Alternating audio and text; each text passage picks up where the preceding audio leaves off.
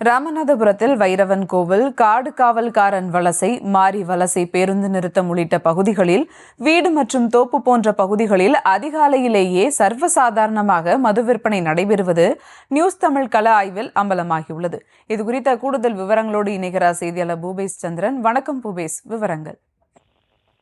நிச்சயமா வணக்கம். ராமநாதபுரத்தை அடுத்த வைரவன் கோவில், காடு காவல்காரன் வலசை, மாரி வலசை பேருந்து நிறுத்தம் உள்ளிட்ட பல்வேறு பகுதிகளிலும் மதுபானமானது கள்ளச்சந்தை காலை 5 மணி முதலே சர்வசாதாரணமாக விற்பனை செய்யப்படுவது நியூஸ் தமிழ் கள ஆய்வில் அம்பலமாகியிருக்கிறது.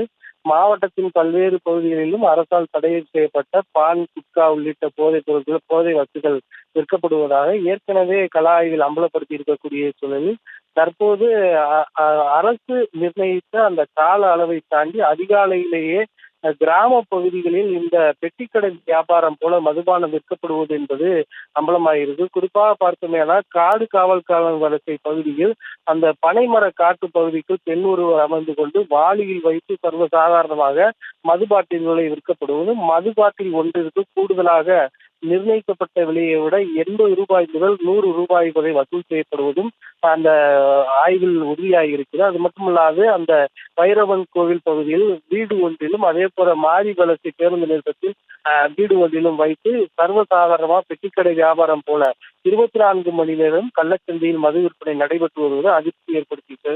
மாவட்டத்தில் இருக்கக்கூடிய பல்வேறு பகுதிகளிலும் இது போன்ற சட்டவிரோதமாக அரசு நிர்ணயித்த அந்த கால அளவை தாண்டி விற்பனை செய்யப்படும் அந்த மது விற்பனையை கட்டுப்படுத்துவதற்கு காவல்துறையினர் உரிய நடவடிக்கை எடுக்க வேண்டும் என்ற கோரிக்கை எழுந்துள்ளது.